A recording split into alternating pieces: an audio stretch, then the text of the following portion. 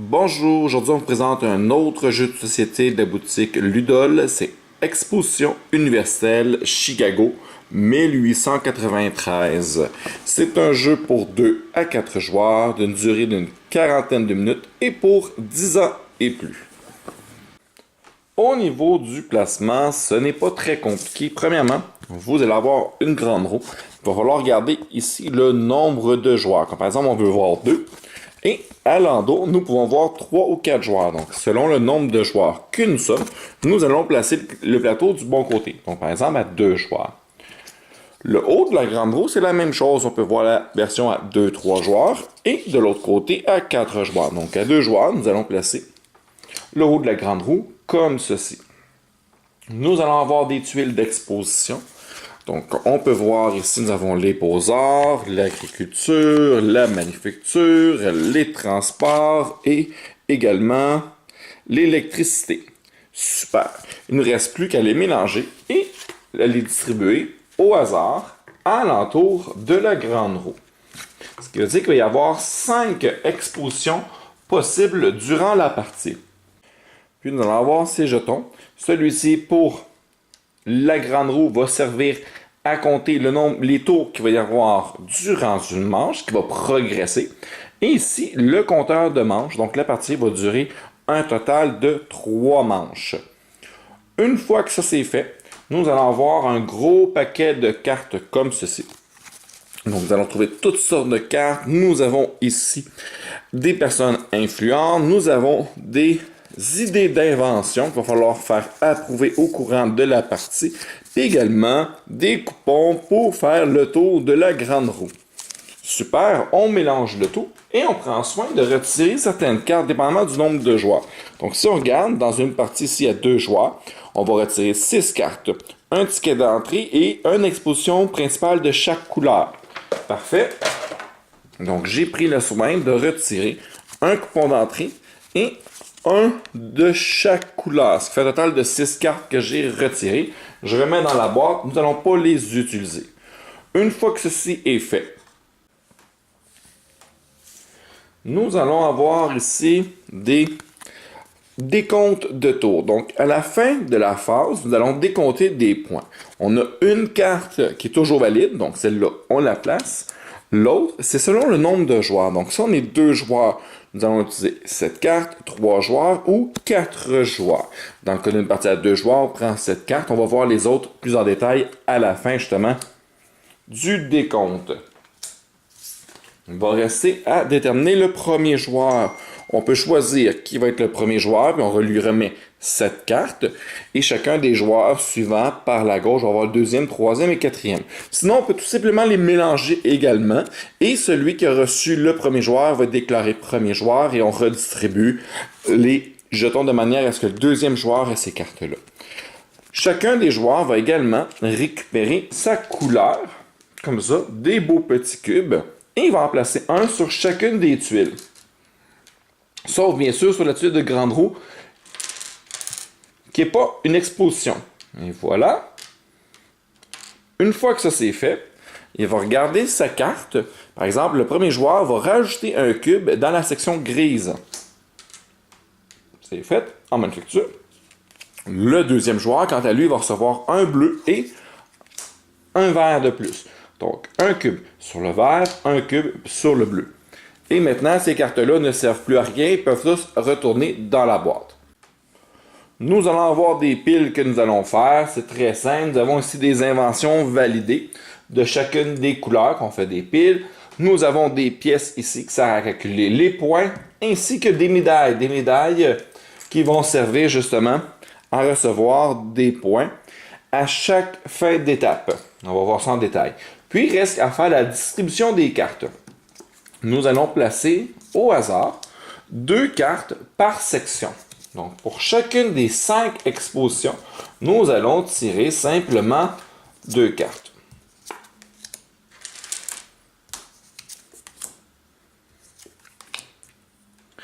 Puis, on commence la partie.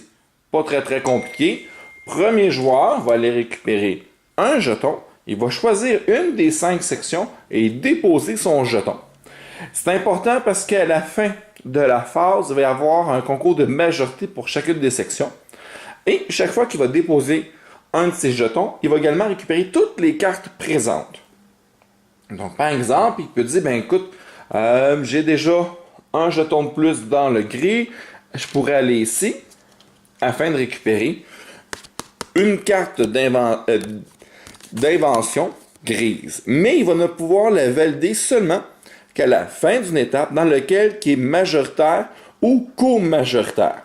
Donc ça va être important. Il va falloir qu'on mette beaucoup de jetons dans le gris si on veut être capable de le valider et faire des points. Faire des points, pourquoi? Parce que à la fin de la partie, pour chaque invention que nous allons avoir validée, nous allons obtenir des points.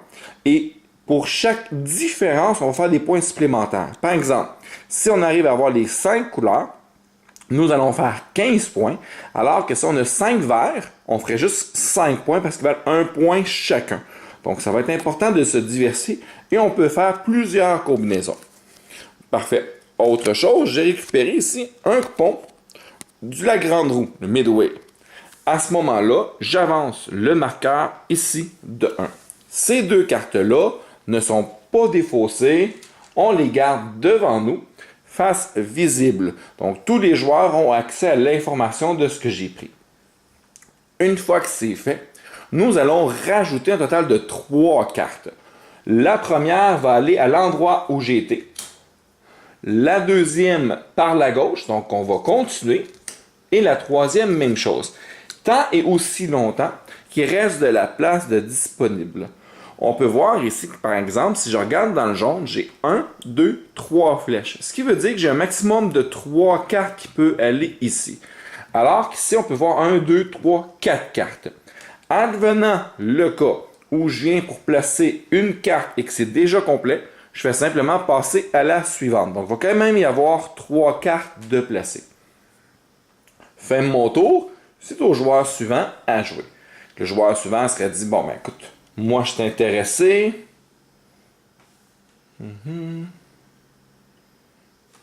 Je vais aller ici. Je vais me récupérer 2 coupons Midway. Donc, on va progresser de 2. Et également, nous avons une personne influente qui a un pouvoir. Les pouvoirs, c'est quoi? Sont très très simples et sont également indiqués ici si jamais vous avez besoin. Cela dit que vous ajoutez lors de votre prochain tour. Donc, je ne peux pas l'utiliser tout de suite, mais il arrive automatiquement lors du prochain tour, je vais activer son pouvoir, puis il est défaussé. Le pouvoir, par exemple, de symbole dit que l'endroit où je vais aller, je vais rajouter un jeton. Ici, ça me dit que je vais rajouter un jeton, mais à une place adjacente, à gauche ou à droite de l'endroit où j'étais. Par contre, il faut faire attention, les deux lieux ici, qui sont de part et d'autre de la grande roue, ne sont pas considérés adjacents. Donc, ça ne fonctionnerait pas. Si j'irais là et que j'ai cette carte ici, ça me rajouterait un jeton dans la phase à côté. Celui-là, ce que je viens d'avoir, vous voyez ici le symbole qui correspond, me dit que je peux déplacer un représentant, donc un jeton, n'importe où. Ça peut être mon jeton ou un jeton adverse. Fait que ça peut devenir très stratégique. Puis, eux autres, le dernier symbole permet de rajouter un représentant dans la couleur indiquée. Voilà, c'est pas plus compliqué que ça pour les pouvoirs. Donc, le pouvoir n'est pas effectif tout de suite. Il le récupère et place tout ça devant lui. Après ça, on rajoute des cartes. Donc, 1, 2 et 3. Puis, on passe au prochain joueur. Le prochain joueur va aller chercher les cartes ici. Parfait. Même chose, un jeton. On avance ici pour la grande roue. On va avoir une personne influente qui va être effective pour le prochain tour qui va rajouter un cube dans le rouge. Puis on a une carte bleue aussi. Donc on va avoir intérêt à aller chercher la majorité dans le bleu également, en plus d'aller chercher la majorité dans le gris. On rajoute, donc, une. Ici, on voit qu'on est complet. Vous voyez, 1, 2, 3. Je ne peux pas rajouter une autre carte. Je skip. Je m'en vais ici pour placer la deuxième. Puis je vais placer la troisième carte ici. Revient le tour du mauve. Le mauve va prendre un de ses cubes, le place là où il le souhaite. On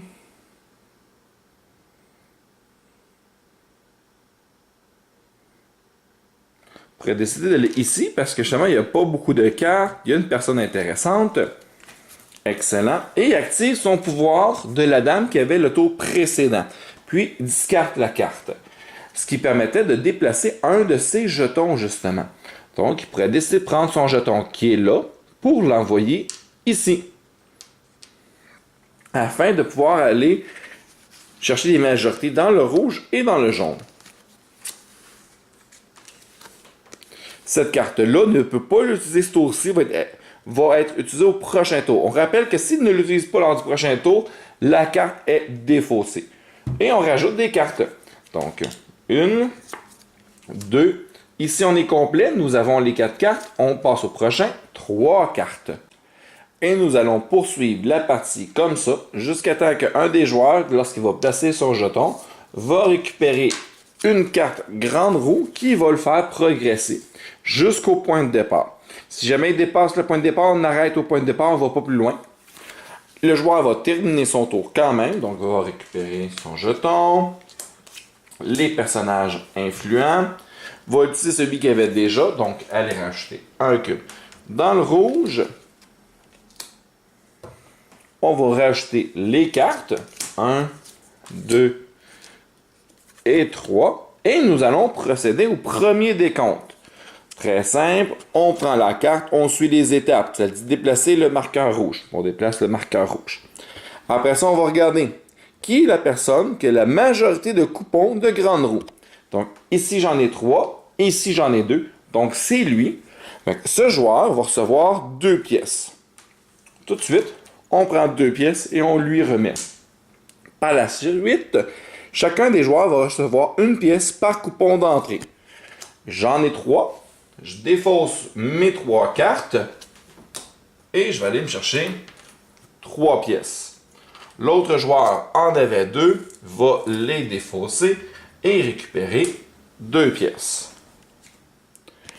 Après vient le temps des majorités et des appropriations des inventions. Donc, comment ça se fait? C'est très simple. On prend ici la carte de décompte selon le nombre de joueurs et on va aller voir. Celui qui est en première place. Donc, on va les faire dans l'ordre. Le jaune, qui est en première place? Ben, c'est évident. Le mauve en a le plus. Le mauve va donc gagner la médaille qui est ici.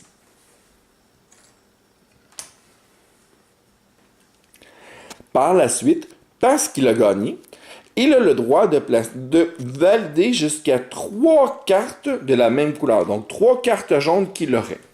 Pour le moment, il n'en a qu'une, il la valide. Donc, il va la défausser.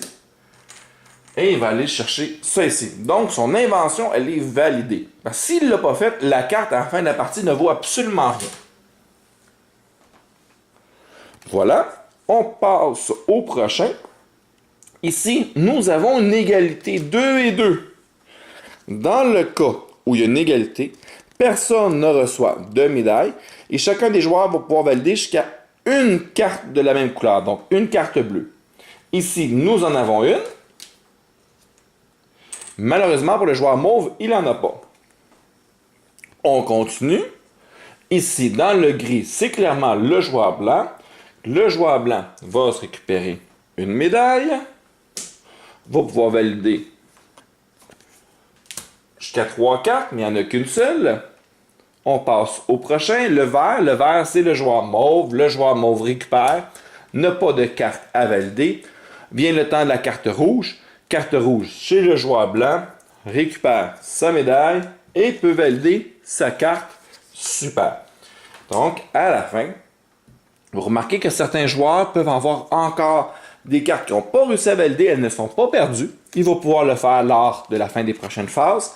Il y a également encore des personnages influents. Elles sont gardées pour le prochain tour. Elles ne sont pas perdues. Et voilà. Si on aurait été 3 ou 4 joueurs, par exemple, 4 joueurs, ben à ce moment-là, on aurait eu 2 places. On aurait eu la première place qui aurait eu ça. Donc 4 points au lieu de 2, valider 3 objectifs. La deuxième place aurait eu 2 points et peut valider un objectif. Dans le cas où il y aurait une égalité avec la première place, il n'y aura pas de deuxième bonus. Les deux vont recevoir un 2 points, ils vont pouvoir valider 2 objectifs. Dans le cas où il y a un joueur à la première place et 2 égales à la deuxième, bien, les deux qui sont à la deuxième n'auront pas de médaille, vont pouvoir valider jusqu'à un objectif. Voilà pour la phase de décompte. Très simple. Et le jeu dure comme ça un total de 3 phases.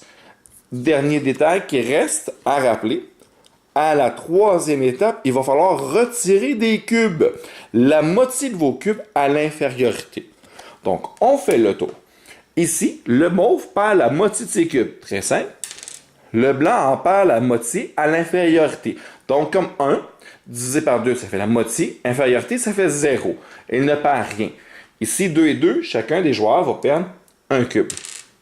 Ici, le blanc va perdre un cube. Le mauve en perd 0. Le mauve en perd 1. Le mauve en perd 1. Et le blanc en perd 1. Et voilà.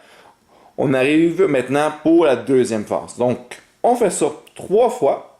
Au bout de 3 fois, nous allons simplement calculer toutes les pièces comme ceci de médailles qu'on a reçues valent le nombre de points indiqués. Toutes les pièces en argent valent le nombre de points indiqués. Puis, on va faire un décompte ici par rapport au petit tableau qui est là que j'expliquais un peu plus tôt. Donc, si par exemple, je finis avec quelque chose comme ça,